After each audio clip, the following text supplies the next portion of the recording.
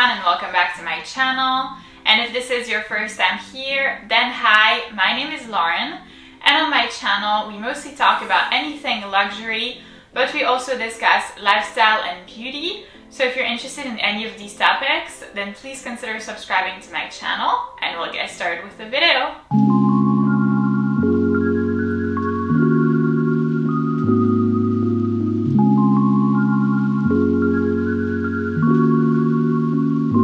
Unboxing from Cartier, which is actually a vintage find, and it is, believe it or not, my first pre-owned item, so I'm very excited to show it to you.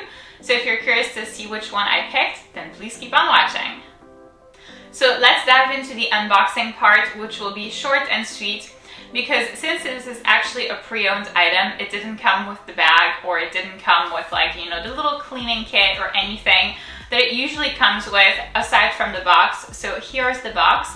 By the way, if you are a Cartier connoisseur, let me know if at this stage of the video you can guess which item I got simply by looking at the box shape. I feel like for me, since this is a vintage find, like I would never have been able to tell what kind of item is in this box, but do let me know because I would be really curious to find out. So let's go ahead and open the box. Like I've mentioned, it will be short and sweet. And the item that I got is actually a watch. It is the Cartier Must watch in 24 millimeters with a black dial and then the Roman numerals. So of course I realize that it may not be super clear what the item looks like from me just holding the box like this. So don't worry, I will include close-ups and mod shots at the end of the video. But I wanted to show you my new acquisition and kind of like tell you a little bit more about how and why I got it. And I think that this is very surprising for me because, you know, I'm not into like pre-owned items. I would never have thought that I would buy anything pre-owned. It is really not my style. I'm very scared of, you know, having a fake one or of getting scammed or something. So I'm just like very iffy also about the condition of the items, you know, when you can't see them. You know, it's very hard to tell what they look like in real life. But I actually got this item, believe it or not, at a yard sale, which is very unlikely. And that's why I think, you know, I wasn't prepared and I would have never thought about it because I wouldn't have thought that I would encounter this type of item at a yard sale. And I think the reason why I got it was, first of all, because I was able to see it in real life, you know, versus acquiring it from like a website, even like, you know, Poshmark or eBay or The RealReal or Fashion File or whatnot. Since you can't see it in real life, you never really know what the item will look like. And of course I understand, you know, some have like free returns, but it's still very like iffy and it makes me very uncomfortable. And here what got me comfortable was number one, seeing it in person. And then number two, I actually sent the pictures to my SA of the watch to be like, what do you think? Do you think that this is like a real one or do you think that this is a fake one?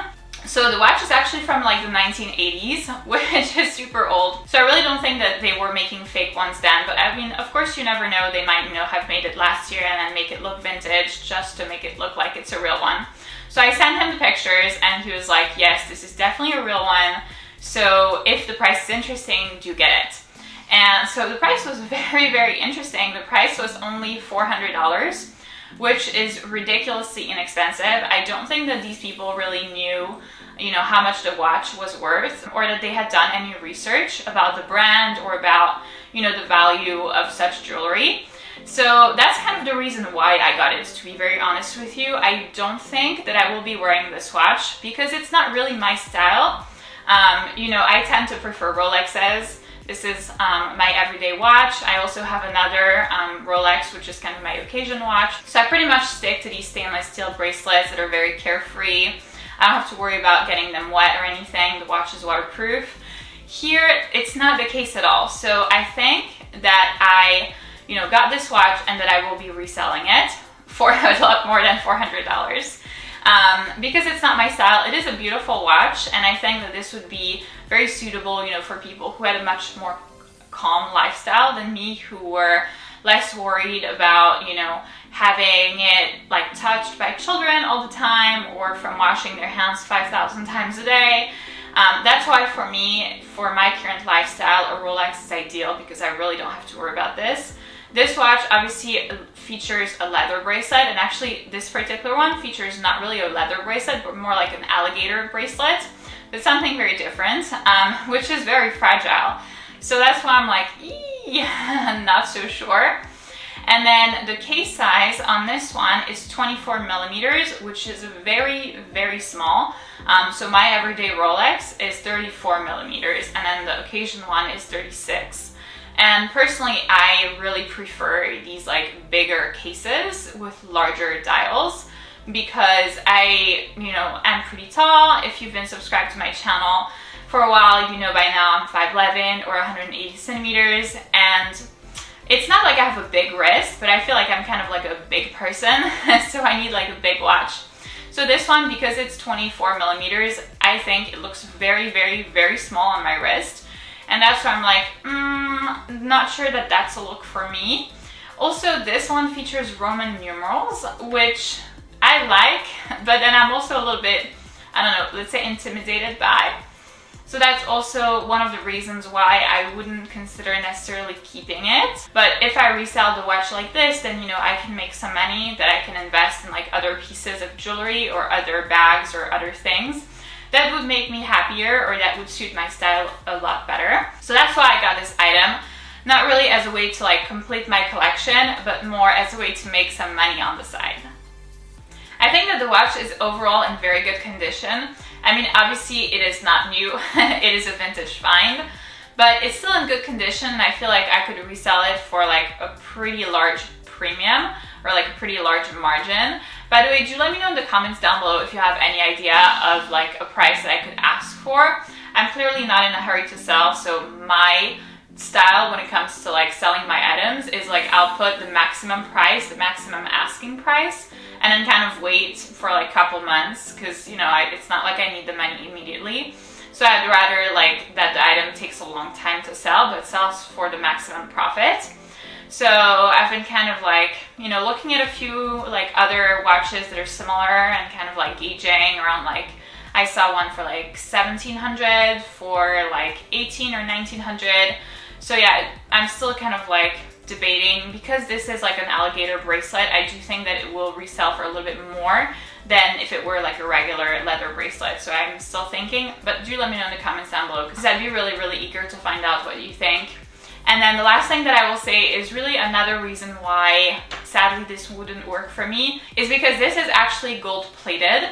And as you can see, like my set of everyday jewelry is white gold.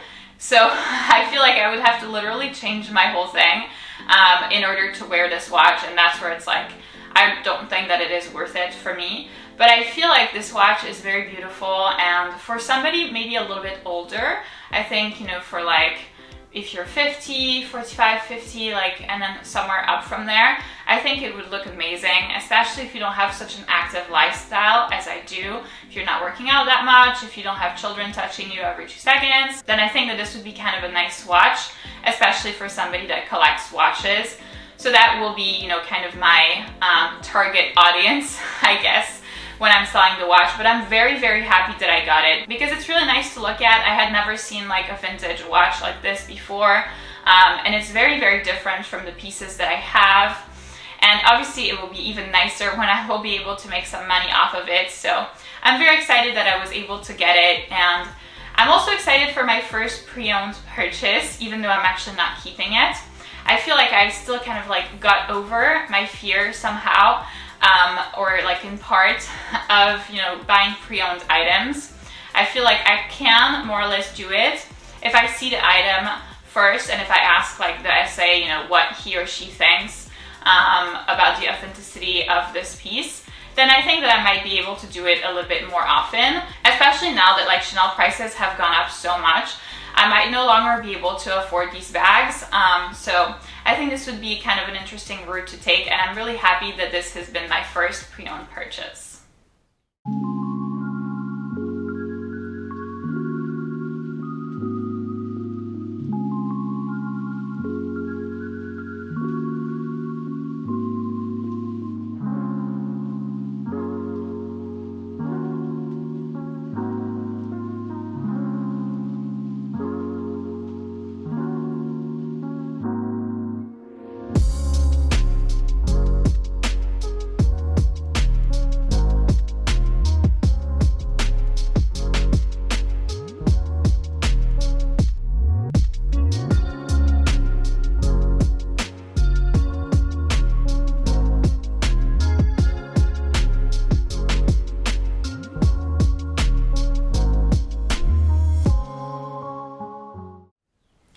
So that's it for this video, guys. Thank you so much for watching.